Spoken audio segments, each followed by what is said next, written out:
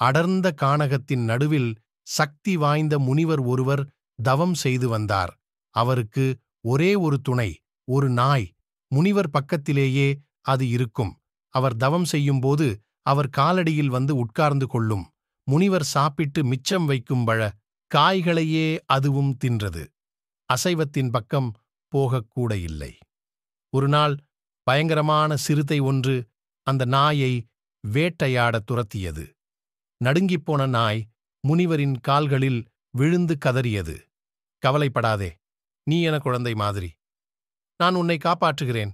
இந்த வினாடியே நான் என் மந்திர சக்தியால் உன்னை அந்த சிறுத்தையை விட பலம் மிகுந்த சிறுத்தையாக மாற்றி விடுகிறேன்" என்றபடி கண்களை மூடி மந்திரத்தை உச்சரித்தார். அடுத்த வினாடி அந்த நாய் சிறுத்தையாக மாறிற்று. துரத்தி வந்த சிறுத்தை பயந்து ஓடிற்று. ஒரு வாரம் ஆயிற்று. ஒரு பெரிய புலி அந்த பக்கம் வந்தது. ஆசிரமத்தில் இருந்த சிறுத்தையை பார்த்து பசியுடன் துரத்தியது.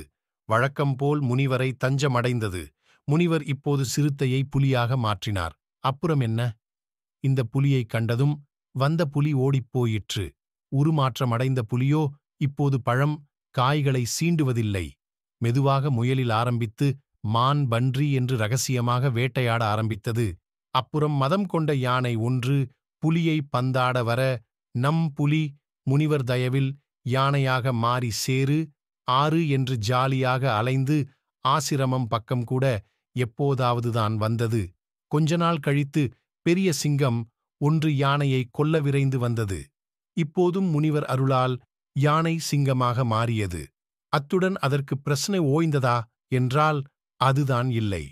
அடுத்த வாரமே மிகுந்த வல்லமை கொண்டதும் 8 கால்களை உடையதும் எல்லா மிருகங்களை வேட்டையாடக்கூடியதுமான சரபம் என்னும் மிருகம் அந்த பக்கம் வந்தது. சிங்கத்தை காலி செய்யத் துரத்தியது. இப்போதுதான் சிங்கத்துக்கு முனிவரின் நினைவு வந்தது.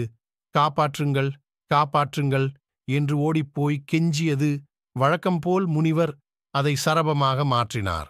சரபமாக மாறிய நாய் காட்டையே கலக்க கலக்க ஆரம்பித்தது.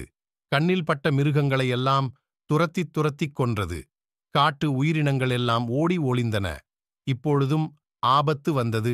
சரபத்துக்கு அல்ல, முனிவருக்கு. ஆம், தனக்கு வரம் தந்த முனிவரையே கொன்றுவிட விரும்பியது சரபம். ஏன்? காட்டிலுள்ள எல்லா மிருகங்களும் என்னைக் கண்டு நடுங்குகின்றன, பயந்து ஓடுகின்றன. என்னிடம் அஞ்சும் மிருகங்கள் அந்த முனிவரை சரணடைந்தால், அவரும் பழக்க தோஷத்தில் எல்லா மிருகங்களையும் சரபமாக மாற்றிவிட்டால் என்ன செய்வது? எனவே அந்த முனிவரை போட்டுத் தள்ளிவிட்டால் நான் மட்டுமே சரபமாக இருப்பேன் என்று கொக்கரித்த சரபம் முனிவரை கொல்ல நெருங்கியது. எல்லாம் வல்ல முனிவருக்கு சரபத்தின் எண்ண ஓட்டம் தெரியாதா என்ன? வந்ததே கோபம் அவருக்கு. ஓடி வந்த சரபத்தை பார்த்து ஒரு மந்திரத்தை உச்சரித்தார். அவ்வளவுதான். அடுத்த வினாடியே அந்த சரபம் பழையபடி நாயாக மாறிற்று.